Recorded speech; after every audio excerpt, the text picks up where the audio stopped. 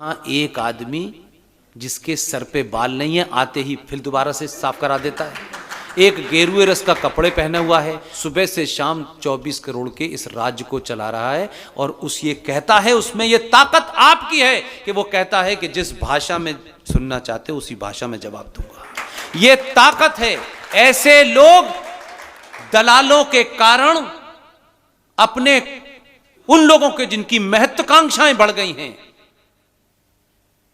वो दिल्ली में हो या लखनऊ में हो, उनके मंसूबे अगर वो हमारे भी हैं तो वो हमारे नहीं हो सकते।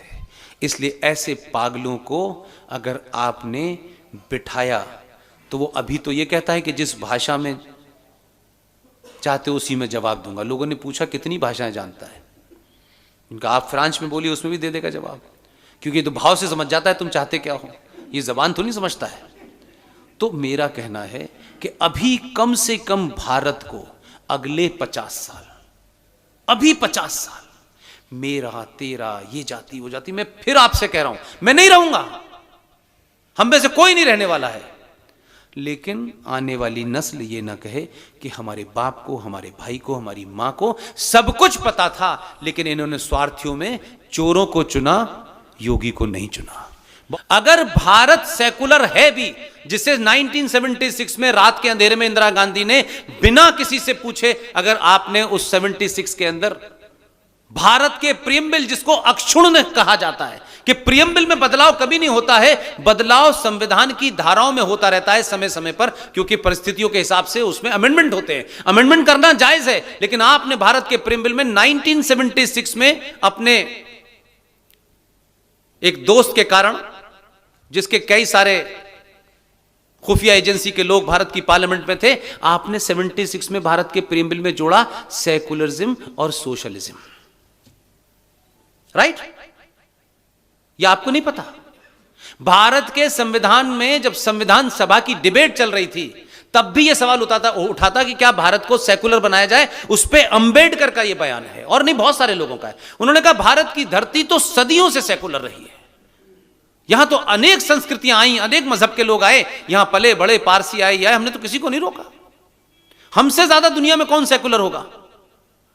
यहां तो स्टेट का भी कोई रिलीजन नहीं है, तो भारत में सेकुलर शब्द की क्या जरूरत है? तो साहब हटा दे। 76 में उन अंबेडकर जी का संविधान, जो ये नॉन बीजेपी वाले हैं, जो बीजेपी से जिनका संबंध नहीं है, वो जैसी कहते देखिए साहब संविधान में ये बदल देंगे, ये हिंदूवादी है, फलानेवादी है। अरे आपने तो 76 में उस पूरे संविधान के अंदर प्रियम्बल ही बदल दिया, आपने तो पूछा नहीं किसी ने। खैर मैं ये बात भी मान लेता हूं, अगर भारत सेकुलर है, आज की डेट में तो सेकुलर है क्योंकि उसमें लिख गया है, तो सेकुलर भारत में माइनॉरिटी कमीशन कैसे है? सच्चर कमीशन कैसे है? मुस्लिम एजुकेशन बोर्ड कैसे है?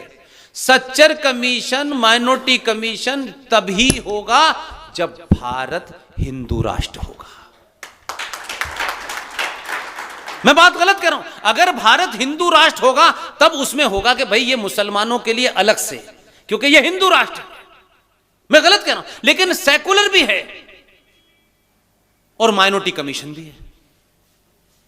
वहां कह रहे हैं कि मजहब की बुनियाद पर राजा कोई फैसला नहीं करेगा।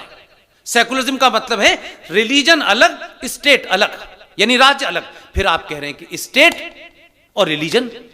फिर आपने वक्फ बोर्ड जो 1921 में 23 में बना था, फिर आपने 2013 में वक्फ बोर्ड के तहत एक कानून बना दिया कि भारत की किसी धरती, प्राइवेट, पब्लिक, सरकारी, गैर सरकारी, मंदिर, ट्रस्ट पे मुसलमानों की ये दुकान जो अंग्रेजों के जमाने शुरू हुई थी, फिर वो उसमें अमेंडमेंट हुआ 1956 में, फिर अमेंडमेंट हुआ 1995 के अंदर, और 2013 में भारत की संसद के अंदर कानून बन गया। उस कानून के तहत अगर इस जमीन के ऊपर वक्फ बोर्ड के दो लोग ये कह दें कि ये जमीन वक्फ बोर्ड की है और आपकी नहीं है, तो कानूनी तौर पर उसमें लिखा हुआ है कि वक्फ बोर्ड वालों को यह नहीं साबित करना ये वक्फ बोर्ड की है, आपको साबित करना है। और 3 साल के अंदर अगर आपने वो जमीन खाली नहीं की तो 3 साल के बाद धक्के मार के आपको बाहर निकाल दिया जाएगा। और आप अगर नहीं निकलेंगे तो कानून का सेक्शन 40 का एक सेक्शन ये कहता है आप इनक्रोचर हैं, इसलिए आप पे केस चलेगा। आपको पता ही नहीं है क्योंकि आपको प्याज के दाम पे सरकार बनानी है। इसलिए 2013 में बना, 1995 में अमेंडमेंट हुआ, 1995 के अमेंडमेंट के बाद 2005 में भारत के अंदर जो तकलीफ की निशानी है, जिसे हमें और आप मोहब्बत की निशानी कहते हैं, उस तकलीफ की निशानी ताजमहल को वक्फ बोर्ड ने अपने कब्जे में 2005 में ले लिया है। आपको पता नहीं है? गुजरात में सूरत म्युनिसिपल कॉरपोरेशन के ऊपर दावा ठोक दिया है, कोर्ट कह रही है हम इसमें दखल ही नहीं सकते, ये तो कानून है। और यह सिलसिला पूरे देश में चल रहा है। इसलिए सड़कों पे मज़ारें, हाईवे पे मस्जिद इसलिए बन रही है। वो बेचारा पुलिस वाला क्या करेगा, उस पर धारा ही नहीं है। वो बना देते हैं, उसके बाद आप कहते हैं ये यहां क्यों बनी? वो कहता है कानून पढ़ के आओ। क्योंकि आप कानून से देश चलाने के चक्कर में हैं, वो कानून को नहीं मानते। क्या कानून से 1992 किया था आपने 6 दिसंबर को? कोर्ट को पता चल गया था कि 92 करने वाले लोगों के हक में फैसला नहीं दिया गया, तो किसी दिन सुप्रीम कोर्ट को यह 92 ना बना दें। डर से दुनिया चलती है, ताकत से दुनिया चलती है। कानून वानून कुछ नहीं होता मेरे भाई। यह कानून सभ्य समाज के लिए होता है, जहां सारे नागरिक सभ्य हों। इसलिए बलात्कारी खुले घूम रहे हैं, लुटेरे गुंडे खुले घूम रहे हैं। भारत की सुप्रीम कोर्ट का चीफ जस्टिस, कोई धर्म सभा संसद के अंदर किसी ने कोई बात कही, 3 फेक वीडियो के ऊपर उसने नोटिस जारी कर दिया। हमारे वकील ने 50 ऐसे सबूत दिए जिनमें कहा कि मुसलमान इस देश में हिंदुओं के कत्ल की बात कर रहे हैं, आपने उन्हें नोटिस जारी नहीं किया, तो दाएं बाएं घूम गए। क्योंकि उस वकील को सरकार का दलाल नहीं बनना है। ऐसे लोग आपके बीच में हैं।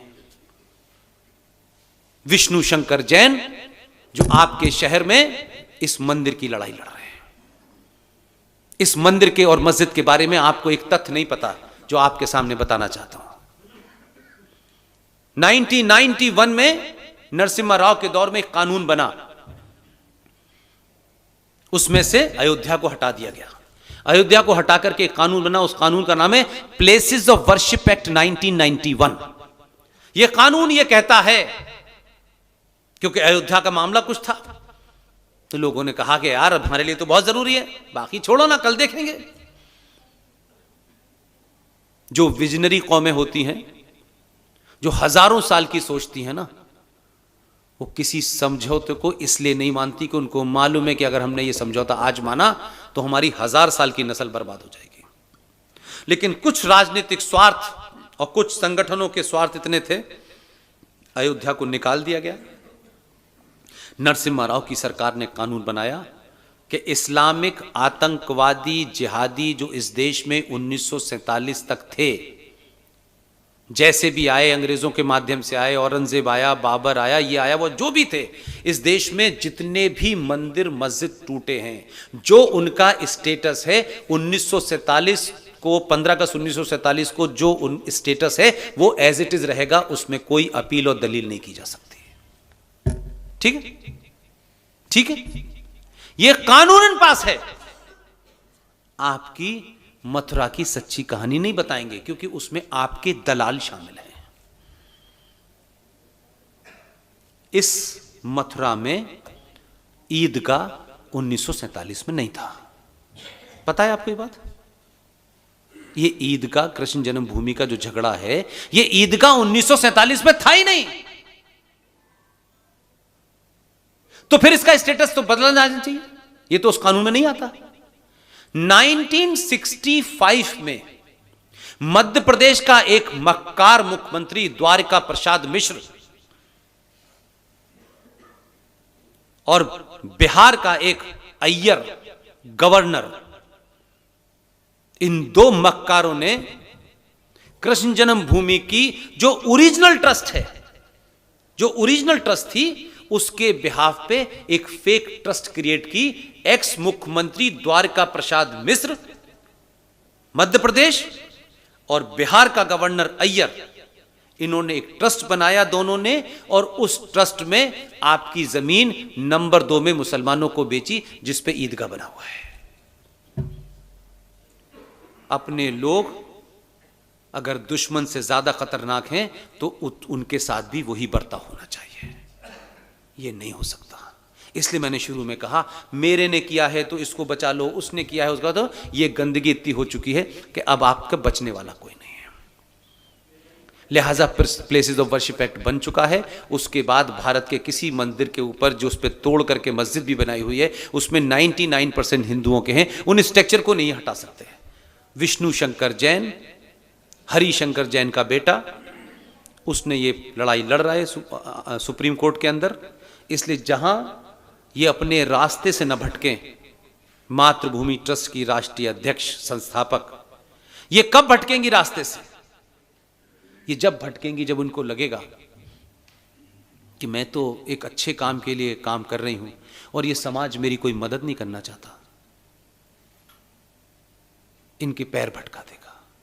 हम तो पूरी इनिंग खेलने के बाद हमको लगा कि अब जो भी हैं, हम जिस भी स्थिति में हैं, अगर हम इसमें कुछ कर सकते हैं तो ये 10-12 लोग जिनका मैंने नाम लिया, आज भी सुशील भाई कोई ऐसी ही मीटिंग लखनऊ में कर रहे हैं, RSN कहीं कर रहे हैं, GD कहीं कर रहे हैं, ललित अंबरदार कहीं कर रहे हैं, प्रोफेसर कपिल कुमार कर रहे हैं। हमारी सबकी कोशिश है, हम नहीं जानते कल क्या होगा, लेकिन हमारी कोशिश है, हम खुले रूप में कह रहे हैं, हम किसी पार्टी के बंधुआ और किसी संगठन के बंधुआ मजदूर नहीं हैं। लेकिन इन परिस्थिति के अंदर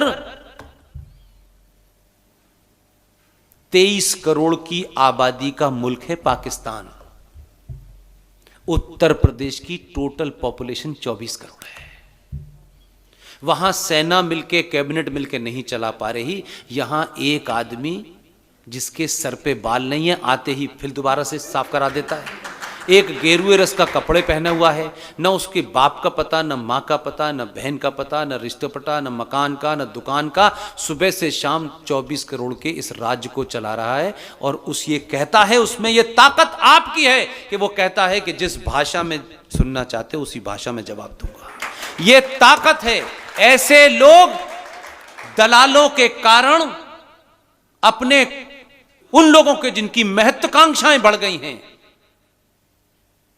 वो दिल्ली में हो या लखनऊ में हो, उनके मंसूबे अगर वो हमारे भी हैं तो वो हमारे नहीं हो सकते। इसलिए ऐसे पागलों को अगर आपने बिठाया तो वो अभी तो ये कहता है कि जिस भाषा में चाहते उसी में जवाब दूंगा। लोगों ने पूछा कितनी भाषाएं जानता है, इनका आप फ्रांस में बोलिए उसमें भी दे देगा जवाब, क्योंकि तो भाव से समझ जाता है तुम चाहते क्या हो, ये जबान तो नहीं समझता है। तो मेरा कहना है कि अभी कम से कम भारत को अगले 50 साल, अभी 50 साल, मेरा तेरा, ये जाति वो जाति, मैं फिर आपसे कह रहा हूं, मैं नहीं रहूंगा, हम में से कोई नहीं रहने वाला है। लेकिन आने वाली नस्ल ये ना कहे कि हमारे बाप को, हमारे भाई को, हमारी मां को सब कुछ पता था, लेकिन इन्होंने स्वार्थियों में चोरों को चुना, योगी को नहीं चुना। बहुत बहुत धन्यवाद। Thank you very much.